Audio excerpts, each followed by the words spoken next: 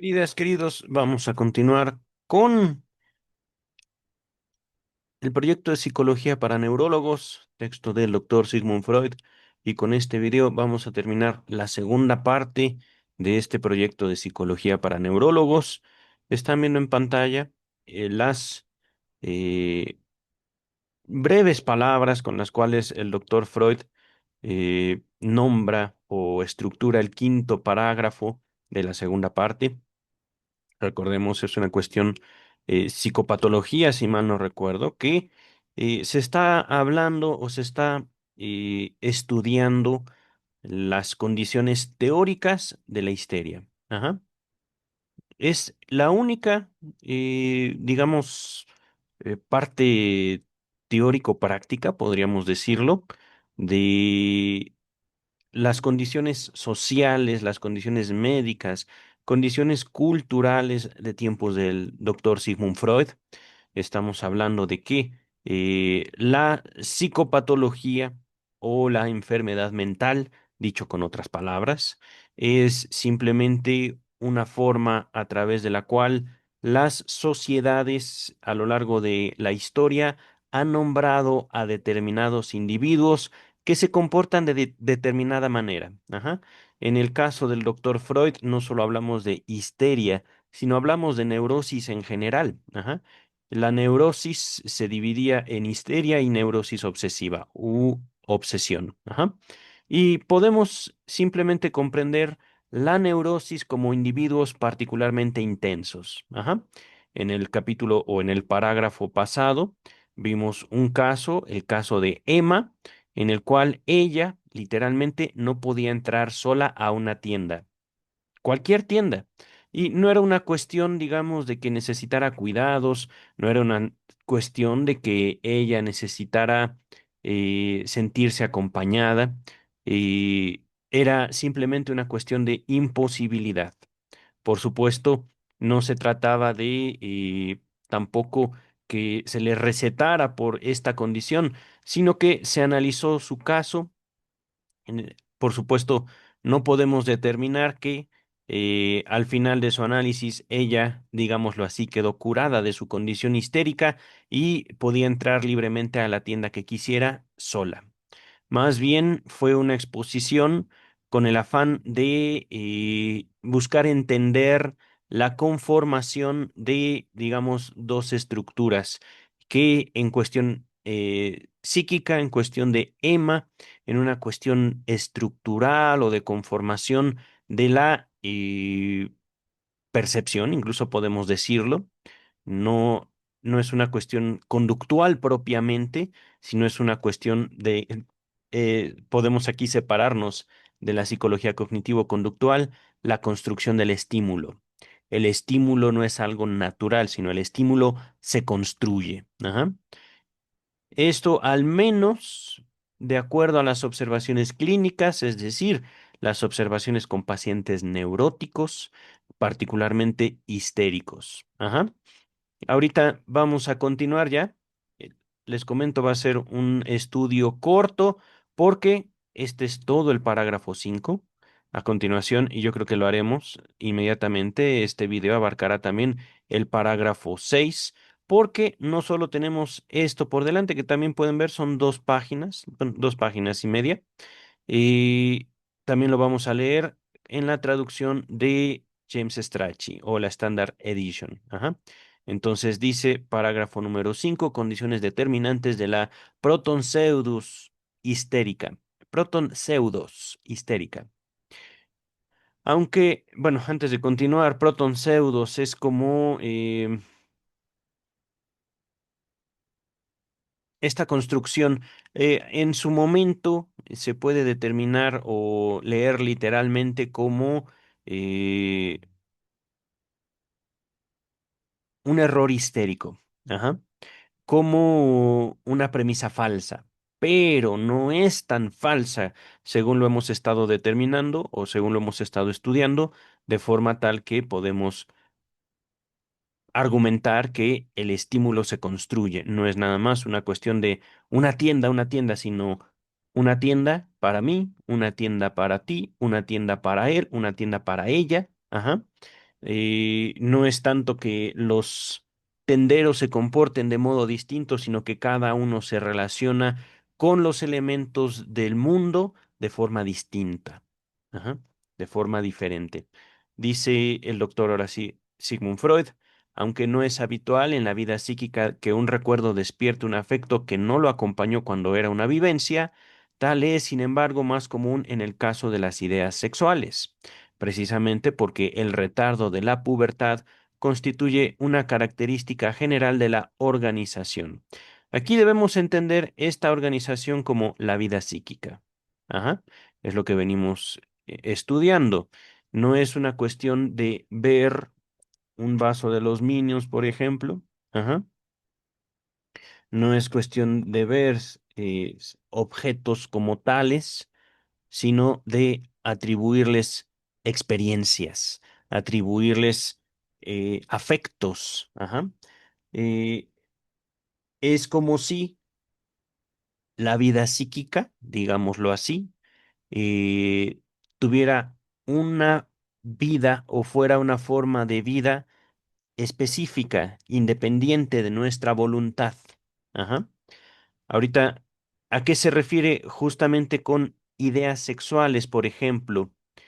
Eh, en cuanto que cualquier elemento pudiera ser símbolo de alguna vivencia, esta clase, digamos, de independencia de la vida psíquica se traduce a procesos independientes de la conciencia, procesos independientes de la voluntad. Ajá. Vamos ahorita a continuar. Toda persona adolescente lleva en sí rasgos mnemónicos, perdón, rastros mnemónicos, recuerdos, que solo pueden ser comprendidos una vez despertadas sus propias sensaciones sexuales. Repito y enfatizo, sus propias sensaciones, ajá, sexuales. Toda persona adolescente, pues, lleva en sí el germen de la histeria. Podemos comprender, queridas, queridos, la histeria y en general las neurosis, también la obsesión, como particulares intensidades. Individuos, hombres, mujeres, incluso adultos o niños, que eh, ya sea necesitan mucha atención o piensan demasiado. Ajá. Pensar demasiado de forma tal que no hacen nada. Cuando digo también necesitan demasiada atención, ¿a qué creen que estructuralmente se deba esa particular necesidad? Querer llamar la atención, por ejemplo. Ajá. ¿Qué clase de alimento representa la atención para determinados seres humanos? Puede ser que me haya planteado de forma muy abstracta. Ajá. ¿Cómo lo puedo nombrar este particular rasgo? Eh, ¿Una necesidad social? No estoy tan seguro, queridas, queridos, en cuanto a este particular apetito o una aparente necesidad de los histéricos de ser el centro de atención, llamar la atención. Ajá. Vamos a continuar. Claro está que habrán de intervenir también otros factores concurrentes, digamos, no es aleatorio, son más bien como complementarios, ajá, ya que la tendencia general queda limitada al escaso número de personas que realmente se tornan histéricas. Ajá. Ahorita creo que hemos hecho una aproximación con precaución de este texto, nombrando ciertamente a la histeria primero como en su tiempo una condición médica, es decir, una enfermedad. Con el tiempo sabemos que en la historia de la historia de la histeria o la historia de las enfermedades mentales también, la histeria misma es borrada de los manuales diagnósticos, pero el hecho de que los médicos no se hagan cargo de ella En primero, porque no podían hacer nada hasta que llegó el psicoanálisis, hasta que llegó el doctor Sigmund Freud. Eh, en segundo, o en segundo lugar, porque también la histeria demandaba de los médicos o bien de las personas que trataban con un histérico, con una histérica, determinadas necesidades, digámoslo así. Ajá. Ahorita, con esta introducción de llamar la atención, creo que ustedes podrían también señalar o incluso atribuirse a ustedes mismos unas ciertas necesidades afectivas. Ajá. Llamar la atención, por ejemplo. ¿Por qué queremos eso? ¿Por qué querríamos eso? Una, digamos, de las manifestaciones de esta histeria es justamente las redes sociales, los fenómenos, entre comillas, virales. Ajá. No que los influencers sean histéricos, pero sí satisfacen una demanda histérica de la población en general. Ajá. Ahorita voy a dejar mi comentario hasta ahí. Esto de demanda histérica es algo bastante interesante. Al fin y al cabo, recordemos, si el psicoanálisis no es una construcción ni teórica ni metodológica en favor de la salud mental, podemos señalar una tendencia histérica en todo ser humano. Ajá. Que justamente nos lleva a formar lazos sociales. Vamos a ver el mismo párrafo en la Standard Edition. Si bien en la vida psíquica no es habitual que un recuerdo despierte un afecto que no conllevó como vivencia, eso es algo por entero habitual en el caso de la representación sexual, justamente porque la dilación de la pubertad, la tardanza de la pubertad, es un carácter universal de la organización. Aquí entiendo la organización más bien como, eh, pues sí, la vida psíquica, pero también la organización humana. Ajá. Aquí puedo incluso nombrar la pubertad como parte de esa organización humana. Y debo recordarles que no en todas las culturas, no en todos los tiempos, se ha identificado diversas épocas, diversas etapas en la constitución, digamos, de un ser humano adulto. Ajá. Es curioso, porque seres humanos sabemos muchos. Ajá. No podemos excluir a los púberes, a los adolescentes, ni a los niños de la condición humana. A veces esta, digamos, como tendencia de buscar, voy a decirlo de varias maneras, un adultocentrismo es errónea. Esta tendencia a creer que como adultos somos lo mejor de lo mejor, solo porque nos hemos adaptado socialmente, es también errónea. Estoy diciendo exactamente lo mismo. Ajá. Otra forma también en la cual incluso ustedes como niños pudieron haber tenido esta impresión, todos los adultos son mentirosos, es otra forma en la cual nos podemos relacionar con el planteamiento del doctor Sigmund Freud. Ajá. Eh, por supuesto, la intención es hasta cierto punto, a través del psicoanálisis, rescatar aquellos no valores, sino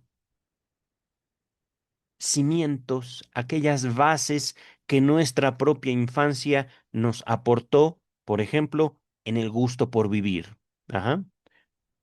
Ahorita vamos a continuar. Repito, estamos estudiando este párrafo en las dos traducciones. Toda persona adolescente tiene recuerdos o huellas némicas que solo pueden ser comprendidas con la emergencia de sensaciones sexuales propias. Emergencia no es urgencia, es más bien que salen. Ajá. Se diría entonces que todo adolescente porta dentro de sí el germen de la histeria. Ujú. Quieren llamar la atención, esperan ser virales, esperan ser influencers, hasta que se dan cuenta que realmente lo que quieren es tener una vida no sexual, sino personal, privada. Ajá. Eso es lo que no puede tener un influencer o una persona popular, una vida privada. El derecho a la privacidad suele en esta época quebrarse por voluntad propia de forma bastante inocente. Dice el texto, y es evidente que hará falta la cooperación de otros factores para que este universal constreñimiento o deseo, empuje, constreñimiento que eh, oprime el pecho, se limite al escaso número de personas que efectivamente se vuelven histéricas. Ujú. Vamos a regresar, traducción de Luis López Ballesteros. Ahora bien, el análisis nos demuestra que lo perturbador de un trauma sexual es, sin duda, el desencadenamiento afectivo.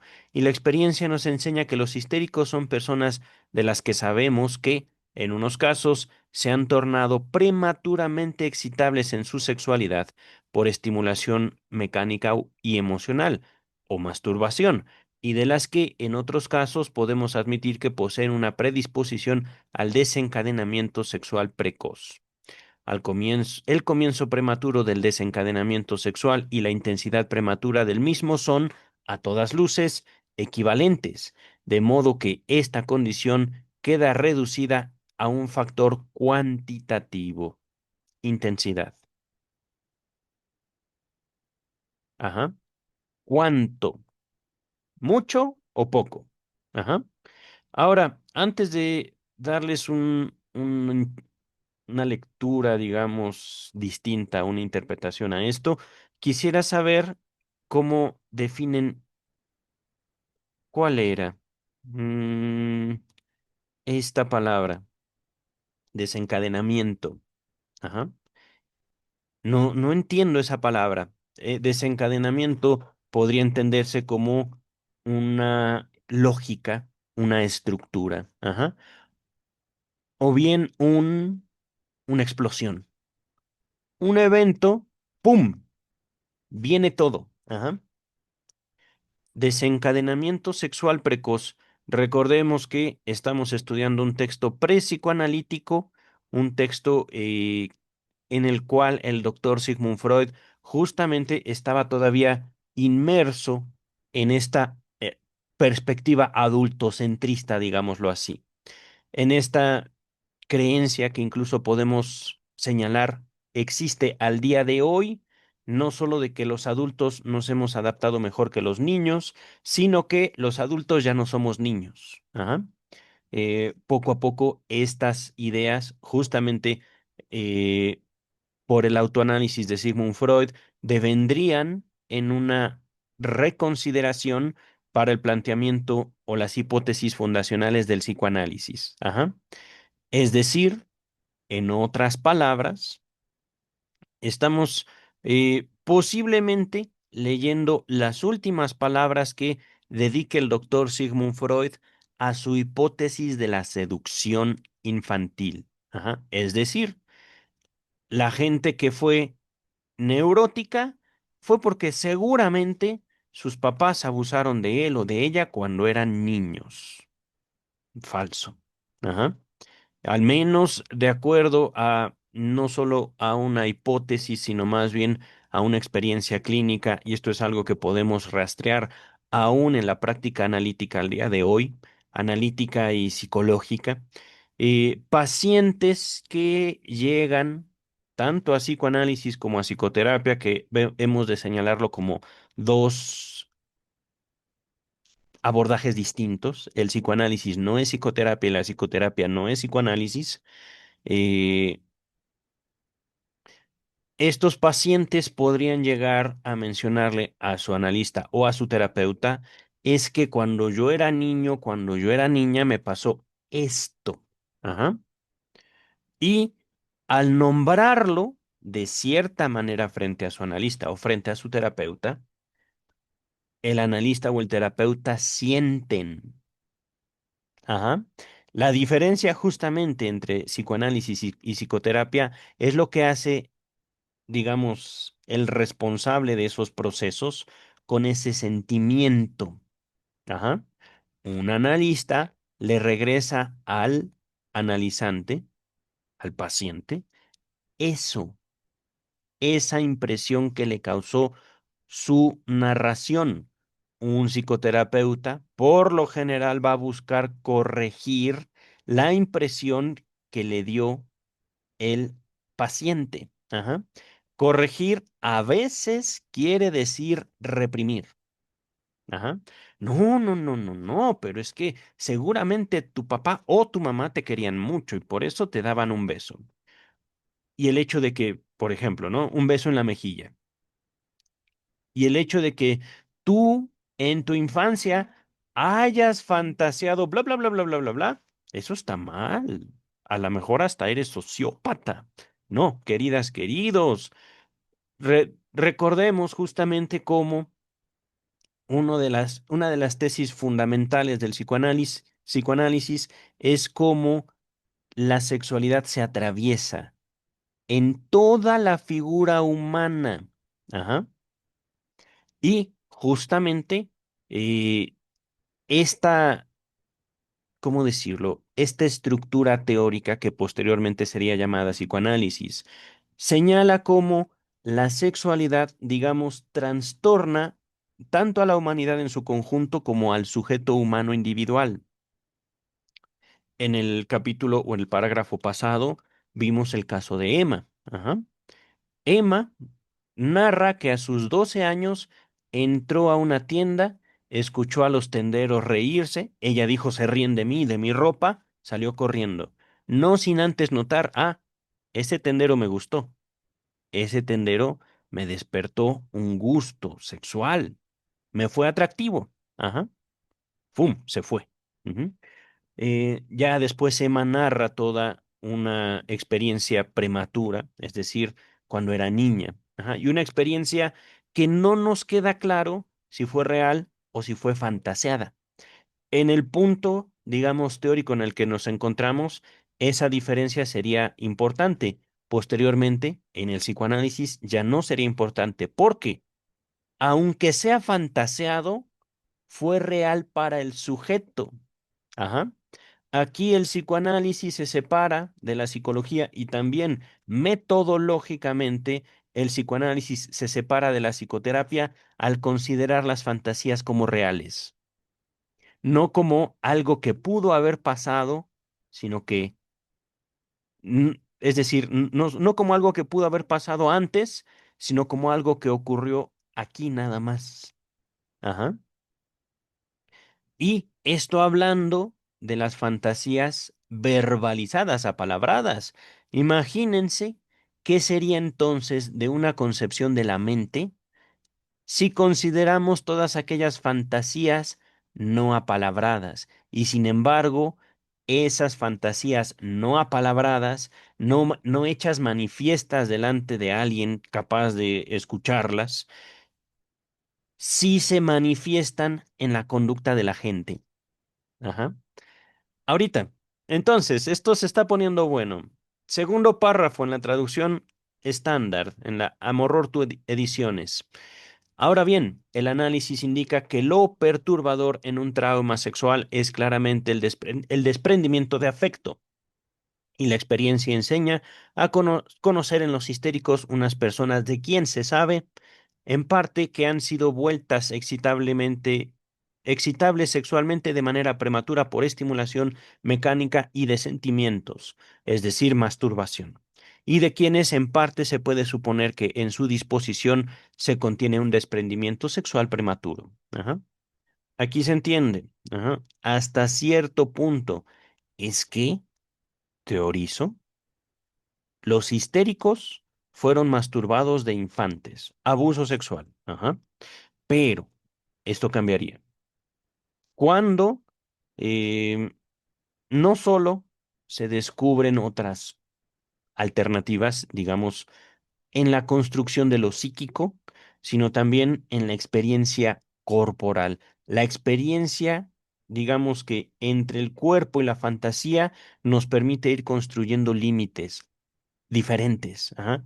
Límites o no, en nuestra propia, digámoslo así, estructuración del cuerpo. No es una relación inmediata, no es una relación automática, sino es una relación o una historia con muchos bemoles, con muchos detalles. Ajá.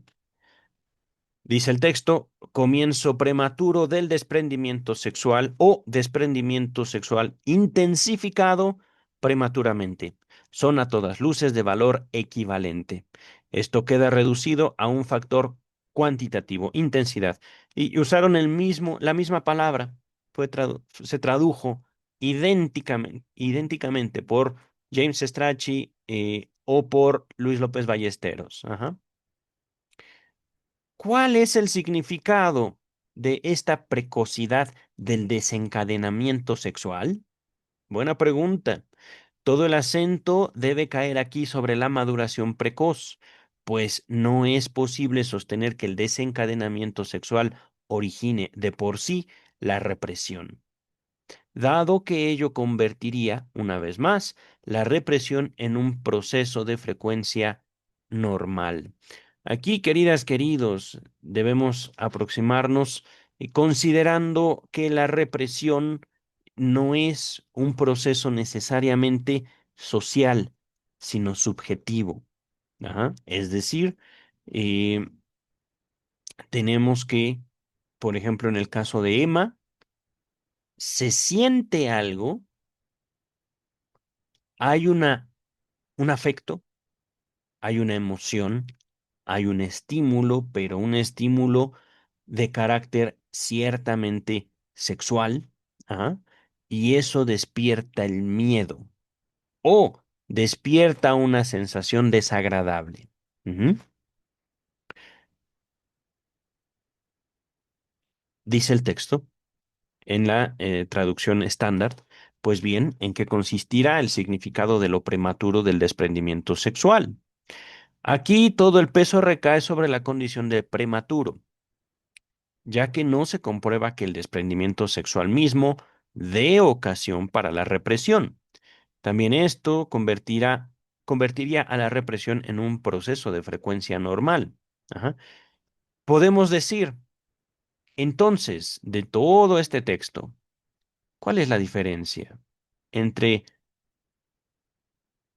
la experiencia neurótica, la experiencia histérica y la experiencia normal? Porque ciertamente todos reprimimos. Y hay algo en la naturaleza de la sexualidad que nos lleva justamente a la gran mayoría de individuos a reprimir. Ujú. Vamos a avanzar, ahora sí. El último parágrafo de la segunda parte, perturbación del pensamiento por el afecto. ¿Se tradujo igual? ¿Es verdad? Perturbación de pensar por el afecto. Ajá. Es decir, el afecto, la emoción, el sentimiento corta una cadena lógica. Ajá. Dice el doctor Freud, traducción Luis López Ballesteros, nos vimos obligados a admitir que la perturbación del proceso psíquico normal depende de dos condiciones. La primera, de que el desencadenamiento sexual arranque de un recuerdo en lugar de una vivencia. Eso es importante. La segunda, de que el desencadenamiento sexual ocurra prematuramente. En presencia de estas dos condiciones se producirá una perturbación que excede lo normal, pero que puede hallarse ya preformada en la normalidad. ¿What? Esto me llamó tremendamente la atención.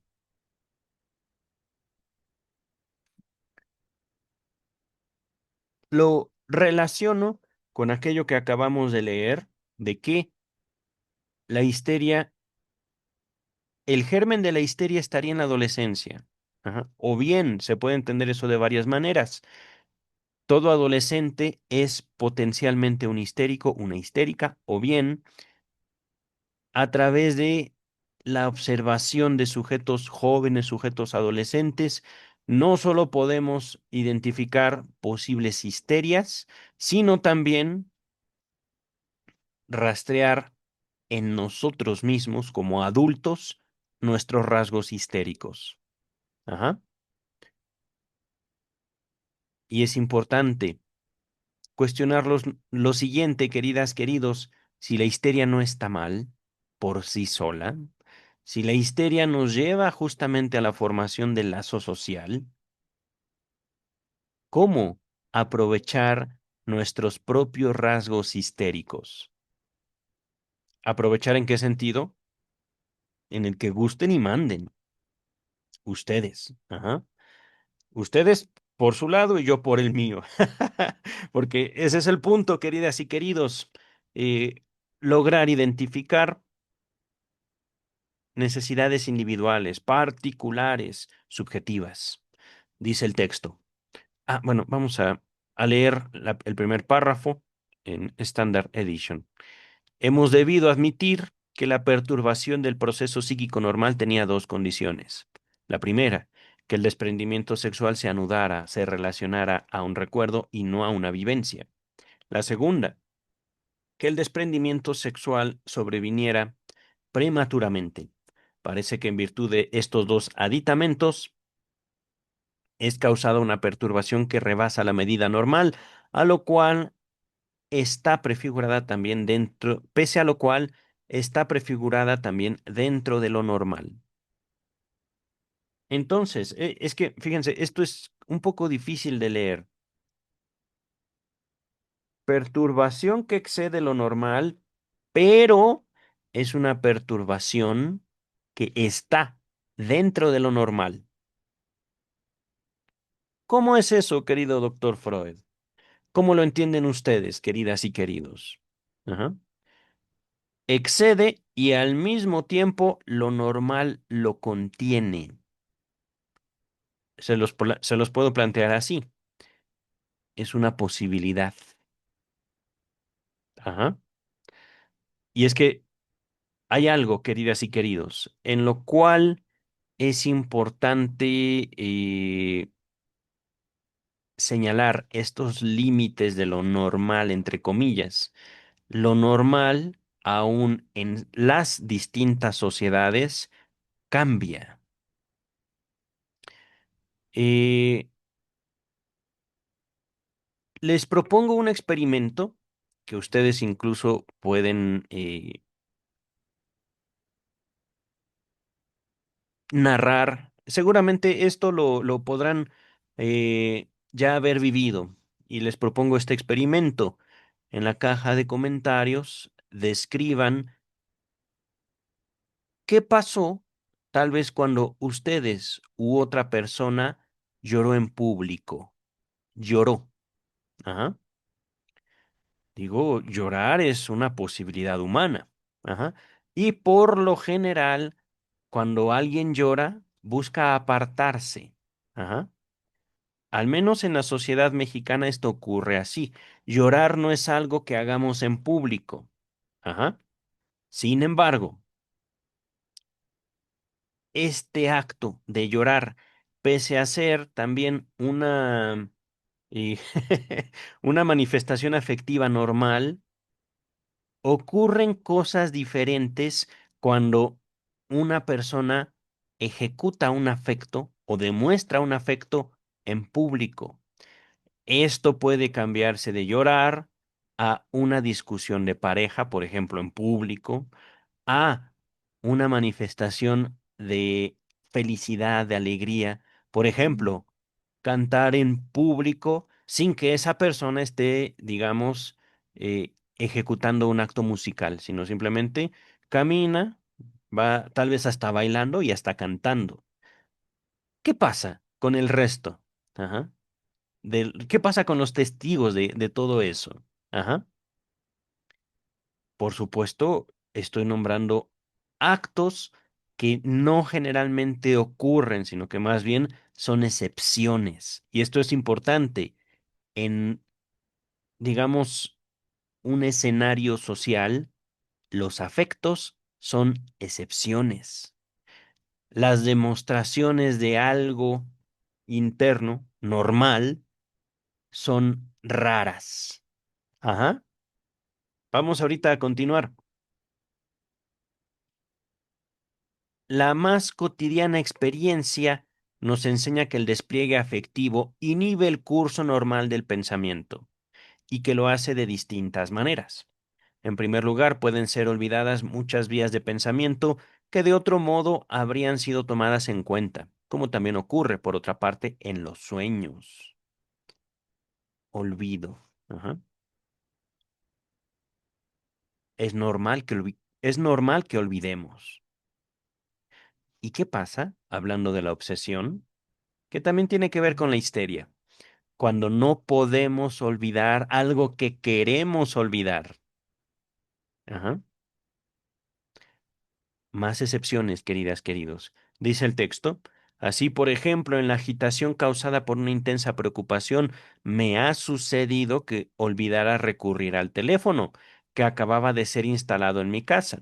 Recordemos, en el caso de Freud, el teléfono era no un teléfono inteligente, no un teléfono celular, sino un teléfono fijo, un teléfono que requería de un cable y que eran los principios justamente de la tecnología de comunicaciones de su época. No existía internet, no existía la televisión, seguramente el radio sí, es decir, los aparatos de radio, pero nada más. El telégrafo era de lo más recurrido en aquellos tiempos. Dice el texto, la vía recientemente establecida sucumbía aquí en el estado afectivo. La facilitación, es decir, la antigüedad ganaba el predominio. Con semejante olvido se pierde la capacidad de selección, la adecuación y la lógica del proceso, tal como ocurre también en el sueño. Nótese, sueños, sueños. Ya estuvimos hablando acerca de los sueños en la primera parte. Se las dejo en la descripción. Les dejo todo el proyecto en Ediciones Amorortu y lo que llevamos de la lectura de la traducción de Luis López Ballesteros. También les dejo la interpretación de los sueños, el texto que ven a hacer en el psicoanálisis en Ediciones Amorortu. Ajá. Dice el texto. En segundo lugar, también sin que haya olvido alguno, pueden adoptarse vías que de otro modo habrían sido evitadas. En particular, vías que conducen a la descarga, vías de alivio, como por ejemplo acciones realizadas bajo la influencia del afecto. En suma, pues, el proceso afectivo se aproxima al proceso primario no inhibido.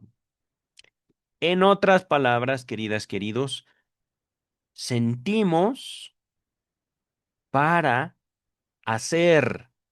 El sentimiento no debería ser el fin, al menos si consideramos el sentimiento como un evento puramente biológico. ¿Por qué estoy diciendo esto? Un comentario del video pasado.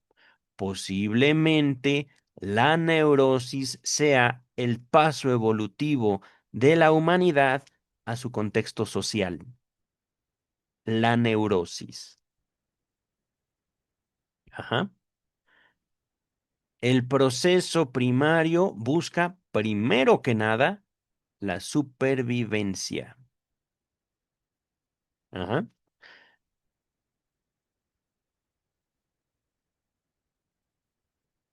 Y, naturalmente, el proceso primario no podría ser inhibido, porque es necesario. Sin embargo, esto es el proceso afectivo, lo que, de alguna manera, también puede romper la conciencia, puede romper la voluntad. Sentimos más de lo que queremos sentir. Ajá. Y al fin y al cabo, a veces eso que sentimos no nos lleva a hacer o a decir algo, ni siquiera a llorar. ¿Por qué? Porque estamos en público. Por ejemplo, ahí el ejemplo puede variarse infinitamente, no solo llorar. ¿A qué les lleva el enojo a ustedes? ¿A golpear? ¿A matar? Naturalmente que no. El enojo, la frustración, lleva justamente a otros actos. Puede ser aislamiento, puede ser tristeza, puede ser X, Y o Z, dependiendo justamente de las herramientas que cada uno disponga. Ajá. Yo le sugiero, por favor, tristeza, coraje, ira, felicidad, todo afecto. Háblenlo. Hablar puede ser la herramienta que les salve a ustedes la vida. ¿Por qué? Justamente la vida afectiva, ¿dónde está? ¿No? Lo vimos en el pasado. La vida psíquica es, digámoslo así,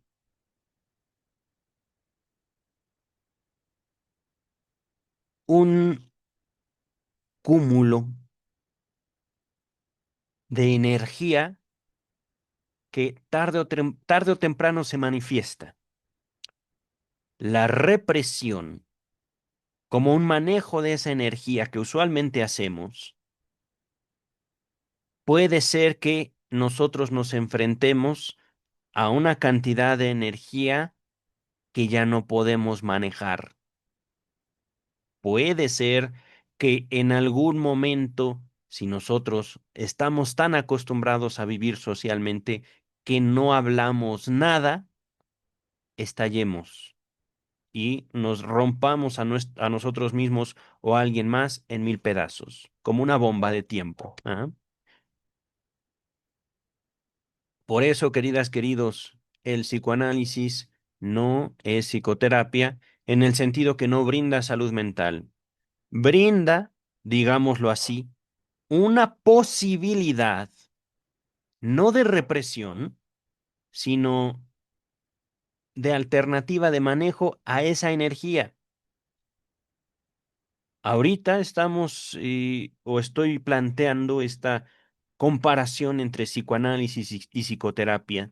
El psicoanálisis separado de toda la política de salud mental y bien la psicoterapia, una práctica que puede tener mil y un contextos teóricos, sociales, personales, pero que busca la salud mental, como quiero, como puede como tantas herramientas tenga el psicoterapeuta, que incluso podría recurrir hasta la religión para hacerse de más herramientas para favorecer su apropiación y distribución de salud mental. Ajá. En cuestión de el planteamiento de humanidad que propone el psicoanálisis, es una humanidad individual, ajá, no es una humanidad colectiva. Es una humanidad donde cada sujeto, no cada terapeuta, sino cada hombre, cada mujer, cada niño ya es poseedor de su energía, no solo sexual, biológica podríamos decirlo. Ajá. Y este manejo de la energía tiene diferentes destinos, algunos m- más favorables, otros menos favorables. Eso no lo podemos determinar. Ajá.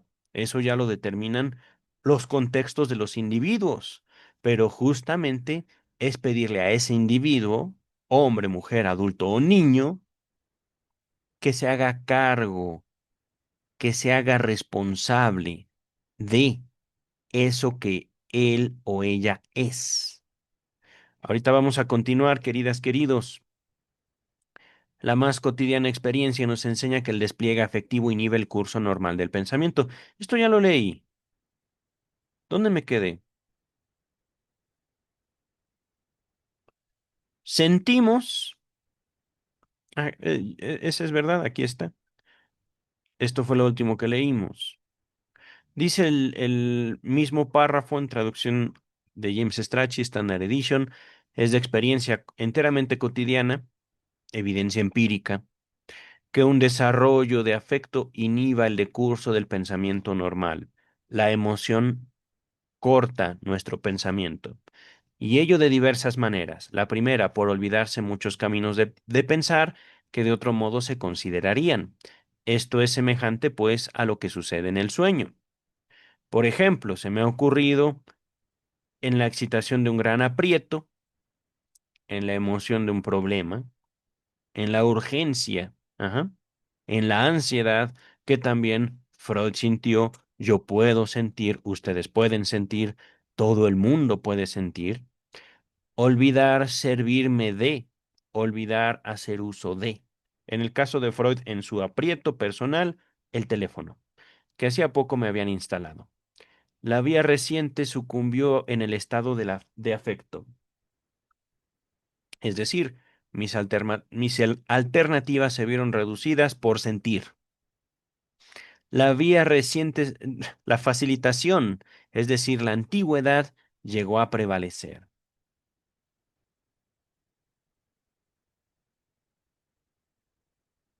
¿Cómo termino acá?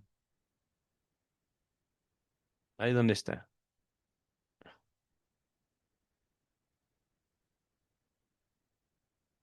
¿Dónde está?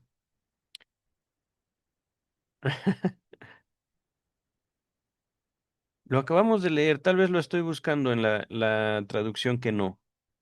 Ah, es justamente esto.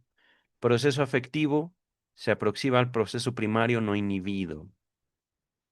Proceso primario, facilitación. Ajá.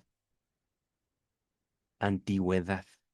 Lo más básico llegó a prevalecer. No lo lógico, no lo bueno, entre comillas, sino lo que estuvo aquí desde el principio. Dice el texto. Con este olvido, con total semejanza a lo que ocurre en el sueño, desaparece la elección, la adecuación al fin y la lógica del decurso.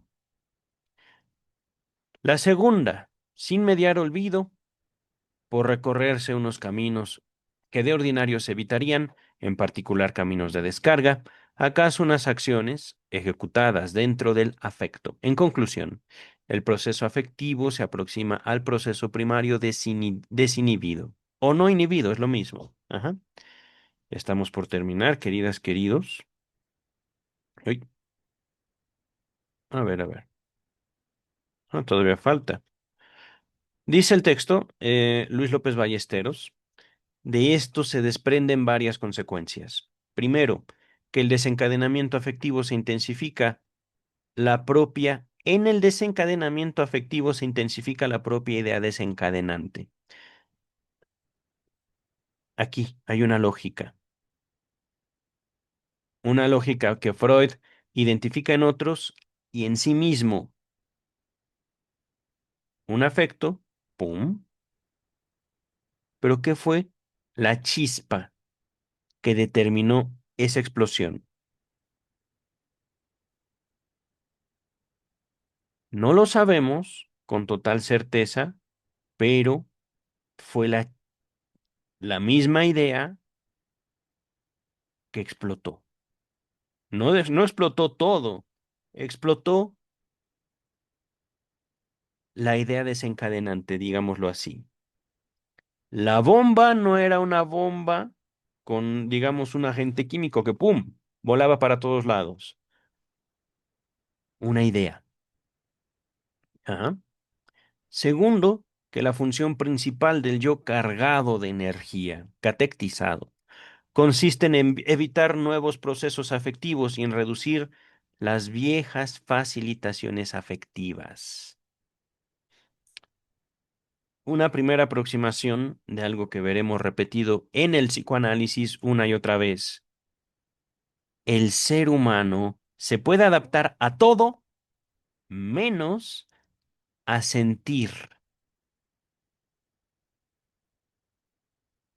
No queremos nuevos gustos, nuevos placeres y al mismo tiempo lo que tenemos como mecanismo de defensa, los afectos, se convierten a sí mismos en algo indeseable.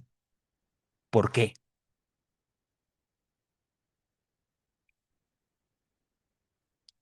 Dice el texto.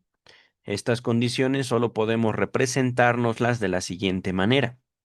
Originalmente, una catexia o carga perceptiva en su calidad de heredera de una vivencia dolorosa, desencadenó displacer, siendo reforzada por la cantidad interna, intercelular, así desencadenada y avanzando luego hacia la descarga por vías de derivación que ya se encontraban en parte prefacilitadas.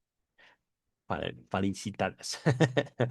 Una vez establecido un yo cargado, un yo catectizado, una identidad, la función de la atención para nuevas catexias perceptivas se desarrolló de la manera que ya conocemos. Veas el final del parágrafo 13. Em, Se los dejo en la descripción, el parágrafo 13. Es la primera parte. Ajá. Y esta atención sigue ahora con catexias colaterales, paralelas, digamos, a los lados. El curso adoptado por la cantidad emanada de la percepción, de los órganos perceptuales. Ajá. Nota 183. Este proceso se describirá con mayor detalle en la tercera parte que ya nos ocupará la próxima semana, ¿vale?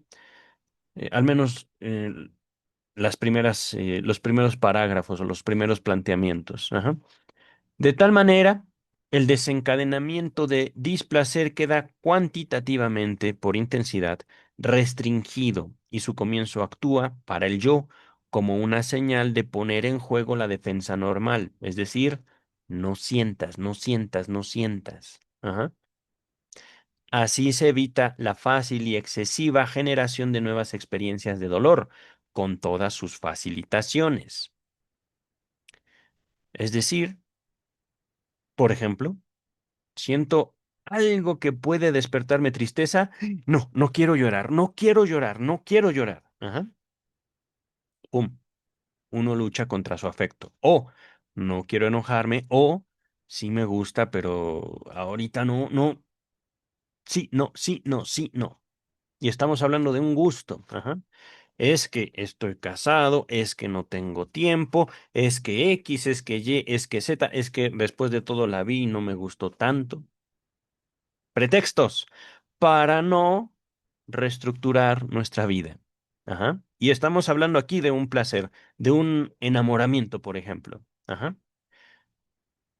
Cuanto más intenso sea, empero, el desprendimiento de displacer, tanto más difícil será la tarea a cumplir por el yo, pues éste con sus catexias colaterales solo es capaz de proveer hasta cierto límite un contrapeso a las cantidades internas intervinientes, de modo que no puede impedir por completo la ocurrencia de un proceso primario. Ujú. Esto de proceso primario, poco a poco, me costó mucho trabajo definirlo, porque no es nada más una cuestión de, proceso primario, pum, sino es el acto. El acto particular, lo que nos pide el deseo, pero que pocas veces estamos dispuestos a hacerlo. Este mismo párrafo hoy está bastante extenso. De aquí se pueden inferir muchas cosas. En primer lugar, que a raíz del desprendimiento de afecto, la representación desprendiente misma cobra un refuerzo. Y en segundo lugar, que la operación principal del yo investido, cargado, el yo que tiene ese afecto, consiste en prevenir nuevos procesos afectivos y en rebajar las antiguas facilitaciones de afecto. El yo controla el afecto. Ajá. Y aquí podemos decir, hay yos diferentes, no solo en cuestiones de hombre-mujer.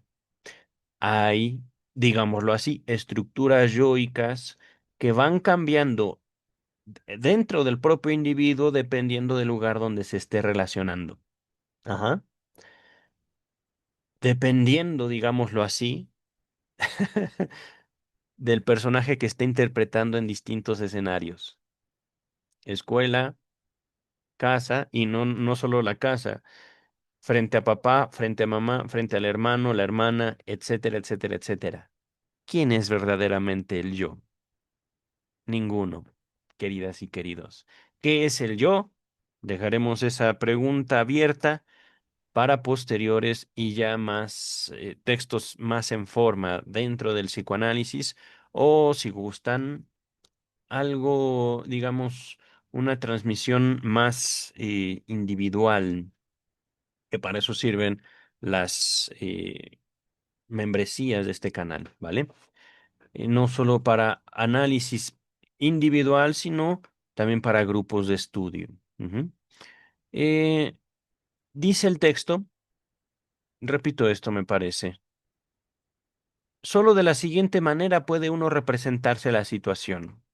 Originariamente, una investidura percepción, recordemos esto, esto es algo que considero útil dentro de las traducciones estándar, la Standard Edition, ediciones Amorortu. Repito, originariamente una investidura percepción ha desprendido displacer como heredera de una vivencia de dolor. Se ha reforzado con una cantidad intercelular desprendida y ahora es proclive a la descarga por los caminos de decurso en parte prefacilitados. Y creo que lo entendí más de la otra traducción, Luis López Ballesteros, pero esto me gusta. Me he acostumbrado también a eso. Ajá. Al mismo tiempo que yo percibo algo, lo interpreto, lo hago mío. Ajá. Y a partir de justamente esta adaptación específica que yo he tenido como ser humano individual frente a la vida, he dotado a cada objeto de mi realidad con su respectivo valor, su respectivo significado. Yo. Y por supuesto, esto es un fenómeno completamente individual. En mi propio libro lo menciono. El rojo que yo vivo, mi rojo no es tu rojo, no es el rojo que tú vives. Que podemos llevarlo a la historia de las religiones como no hay un Dios. Y al mismo tiempo, Dios es el vacío.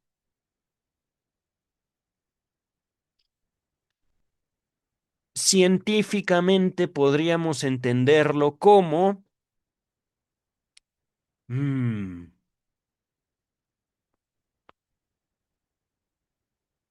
el significado no solo es subjetivo, es que ahorita lo puedo plantear de otra forma.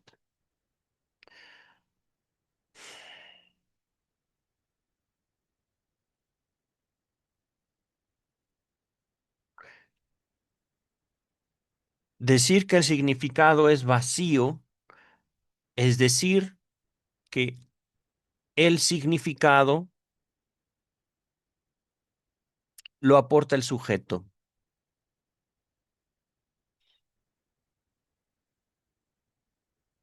sin quererlo y también sin buscarlo. No es un asunto tanto voluntario, pero sí es importante considerarlo.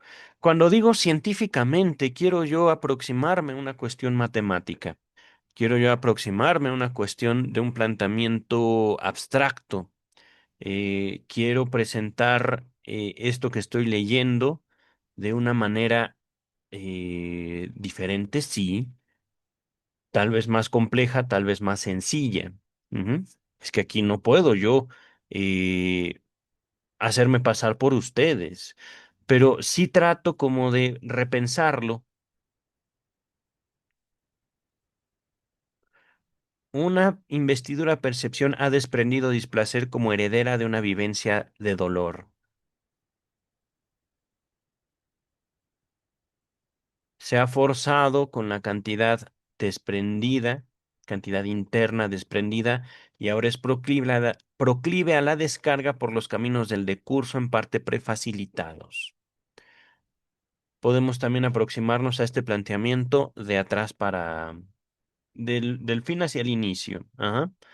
Eh, Si tenemos como un principio biológico la adaptación con fines de supervivencia, mm, estos fines tendrán por objetivo fundamental el alivio de tensiones. Ahorita estoy describiendo básicamente el proceso primario que está también ahí, queridas, queridos. Es que es una cuestión cíclica, es una cuestión siempre de definición, definición permanente, pero nunca conclusión. Cuando digo definición es la búsqueda de ese significado, un significado que yo quise aproximarme a través de, digámoslo, una abstracción que considero parte fundamental de la ciencia. Ajá. Mm, creo que tendré que avanzar porque esto es que justamente es en la abstracción ya hecha por Freud donde podemos cimentar un abordaje científico de un algo que nosotros construimos y que al mismo tiempo se independiza de nosotros. Ajá. He querido abordar esto justamente a partir de la abstracción, justamente a partir de la experiencia, no mía, sino tomando la experiencia como el elemento que se busca definir a través del psicoanálisis. Ajá. Naturalmente fracasé ahorita, porque es que ese es el punto. El objeto no es la experiencia, el objeto no es el recuerdo. Ajá. La experiencia justamente se ve atravesada por una cuestión afectiva temporal atrás, el recuerdo, y una vivencia actual, el afecto. Ajá. Tal vez estoy un poco desatinado en mi comentario, tratando de aproximarme a esta parte del texto. Vamos a continuar, ¿vale? De un modo que nos es consabido, véanse las páginas 381-82, luego que se hubo formado un yo investido, se desarrolló la atención hacia nuevas investiduras percepción, y ahora ella seguiría con investiduras colaterales el decurso que parte de la percepción. La atención seguiría ese camino, digámoslo así. Ajá. Por ese medio se habría limitado cuantitativamente el desprendimiento de displacer, su comienzo. En efecto, sería para el yo la señal de emprender la defensa normal. Así se habría prevenido que nuevas vivencias de dolor con sus facilitaciones se generaran tan fácilmente. Nota 23. Este tema se examina en la parte 3, lo mismo que en la traducción de Luis López Ballesteros. Sin embargo, mientras más intenso sea el desprendimiento de displacer, tanto más difícil es la tarea para el yo, que con sus investiduras colaterales solo hasta cierto límite puede ofrecer un contrapeso para las cantidades intercelulares y así no tiene más remedio que admitir un decurso primario. Mm. Me quedo pensando en esto, queridas, queridos, y cómo, hasta cierto punto, el texto se comporta, lo puedo plantear así, de manera un tanto obsesiva. De curso primario, proceso primario, no solo lo hemos leído aquí, ajá, fíjense, proceso primario, acá, proceso primario. Es que eso es fundamental, queridas, queridos. Ajá.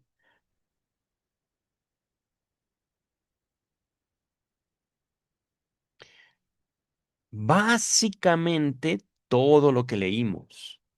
Aun cuando no queremos sentir, sentimos. Nos ocurren cosas. Y a pesar de que los sentimientos es una reacción natural, los combatimos, pero A pesar de que los combatimos, los sentimientos, los afectos, los registramos. Así de sencillo. Ajá. No tiene más remedio que admitir un recurso primario, que en este punto el sentimiento es el símbolo del acto y no un acto cualquiera, un acto necesario, un acto fundamental, pero que en la humanidad se reprime. Ujú. Continuamos con el texto, regresamos con Luis López Ballesteros, permítanme. A ver, a ver. Esto fue ya lo que leímos. Aquí está.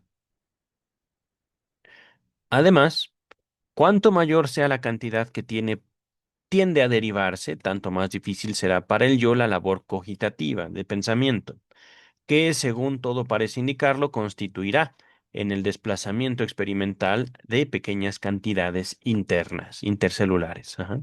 Aquí recordemos que estamos hablando de una hipótesis neurológica. Ujú. La reflexión en una actividad del yo que demanda tiempo y que se torna imposible cuando el nivel afectivo entraña grandes cantidades internas. De aquí que el afecto se caracterice por la precipitación y por la selección de métodos similar a la que se adopta en el proceso primario. Es que, fíjense, es una gran construcción, es un gran argumento y solo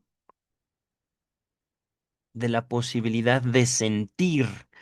¿Qué significa sentir para la humanidad? Dice el texto, el mismo párrafo, pero en traducciones estándar, Standard Edition. Además, mientras mayor sea la cantidad que quiere alcanzar el de curso, o que quiere alcanzar de curso, es decir, tramitación, más difícil será para el yo el trabajo de pensar, que, según todos los indicios, consiste en un desplazar o descentrar tentativo de pequeñas cantidades. Ok, aquí entiendo que pensar es manejar pequeñas ideas. Ajá. Digámoslo así, manejar, encadenar. Ujú. El reflexionar es una actividad del yo que demanda tiempo y no puede realizarse con intensas cantidades, ideas muy pesadas, en el nivel de afecto. Ujú. Es decir, también podemos entenderlo, y esto también se hereda al psicoanálisis, el pensar es también sentir, pero cuando nosotros manejamos ideas que nos hacen sentir algo, puede ser cotidiano, puede ser simplemente en ese preciso momento muy intenso, no queremos hacerlo. Dice el texto. De ahí en el afecto, la premura y la selección de los caminos, semejante esta última al proceso primario, sentir. Ajá.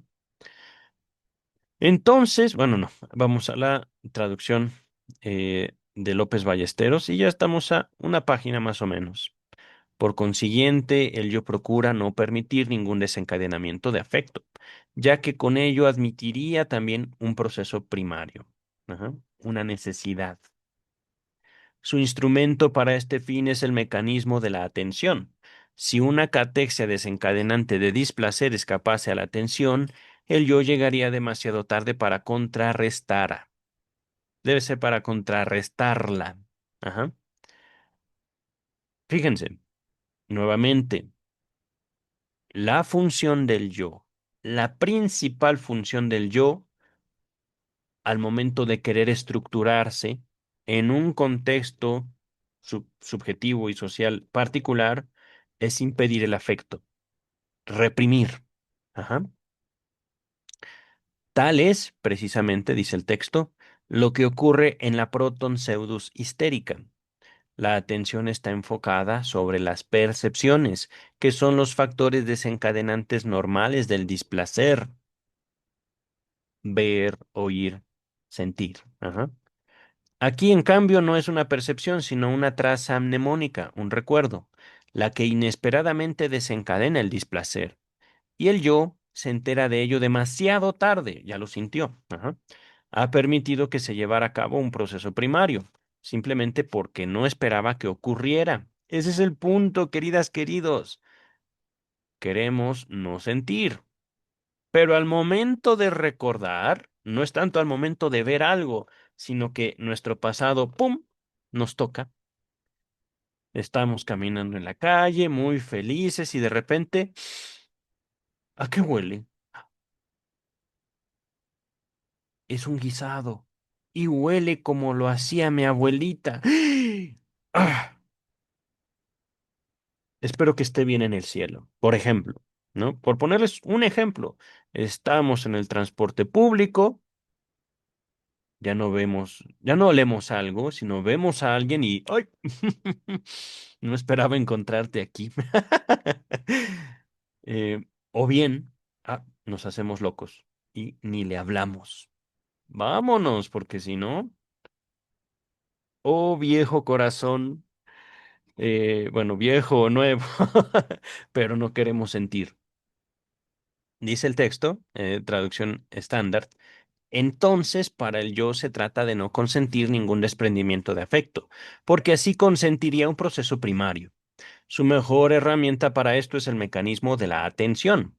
Si una investidura que desprende displacer pudiera escapar a la atención, el yo llegaría demasiado tarde para contraponérsele, para luchar contra ella. Ajá. Ahora bien, este es justamente el caso de la proton pseudocistérica. Nota 25, es verdad. No leí la nota de allá. Solo nos manda hacia atrás. La atención está acomodada hacia las percepciones que de ordinario dan ocasión al desprendimiento de displacer. Aquí no es ninguna percepción, sino una huella anémica, un recuerdo, la que inesperadamente desprende displacer. Y el yo se entera demasiado tarde. Ha consentido un proceso primario porque no lo esperaba. Ujú. El pasado nos persigue, queridas y queridos, pero podemos hacer las paces, pienso yo. ¿O no? No, es que es la vida, queridas y queridos. No es nada más una cuestión de, ay, qué bonito era antes, sino habría que replantearnos. Habría que lanzar nuestro deseo una vez más hacia la vida misma.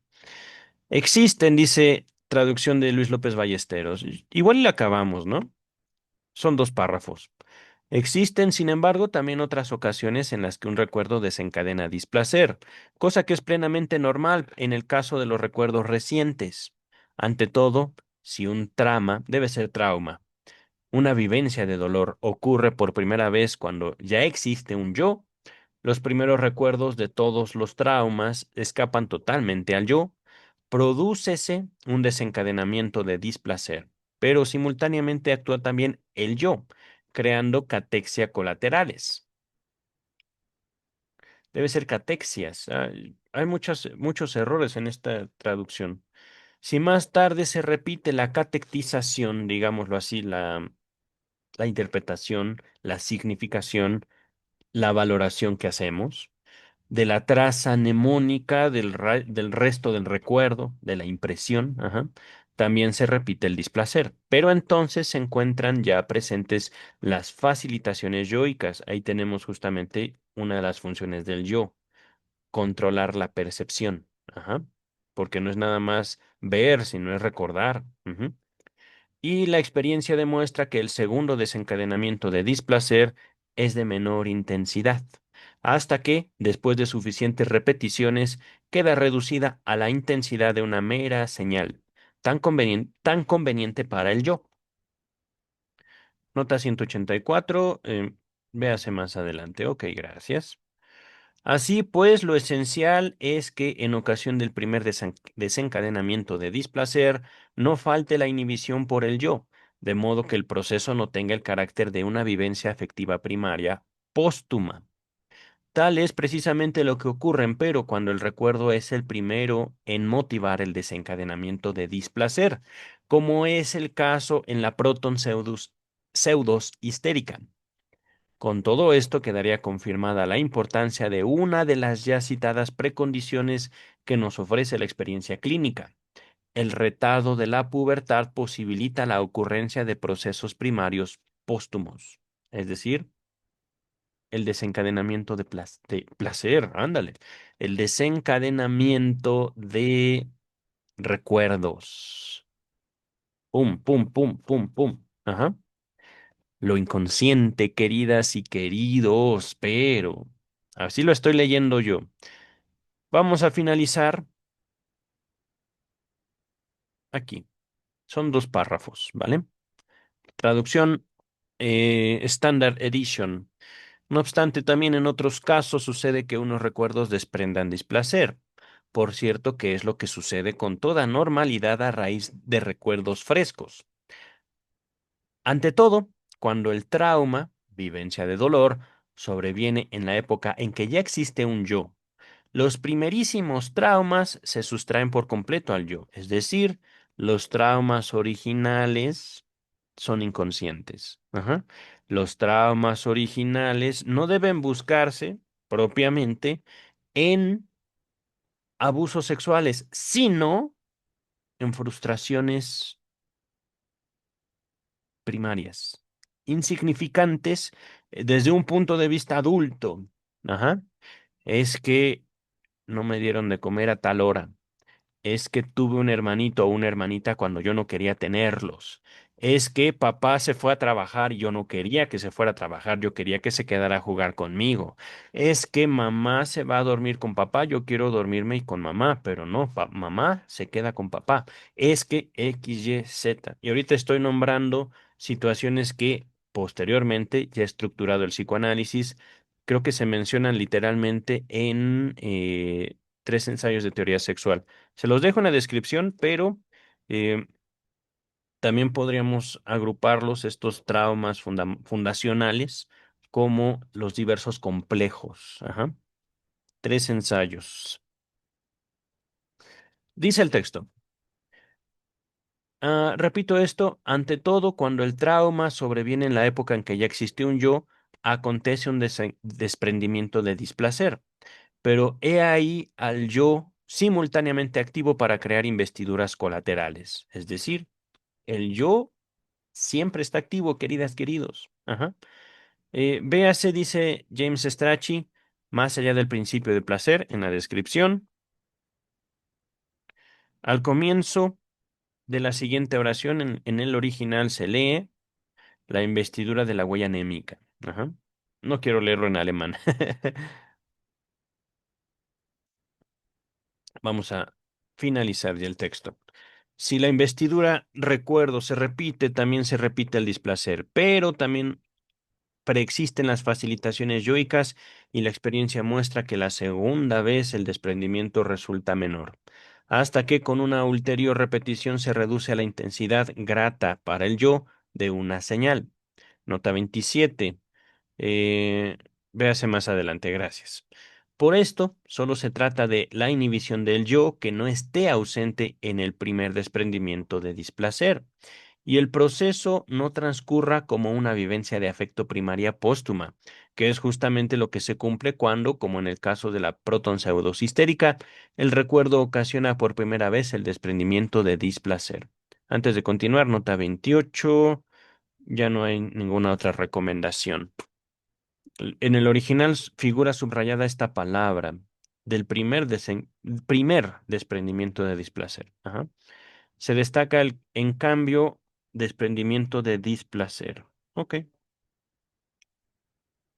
dice el texto, y aquí acabamos la segunda parte del proyecto. Así quedaría apreciada en su significación, en su valoración, una de las condiciones citadas que la experiencia clínica brinda. El retardo de la pubertad posibilita unos procesos primarios póstumos.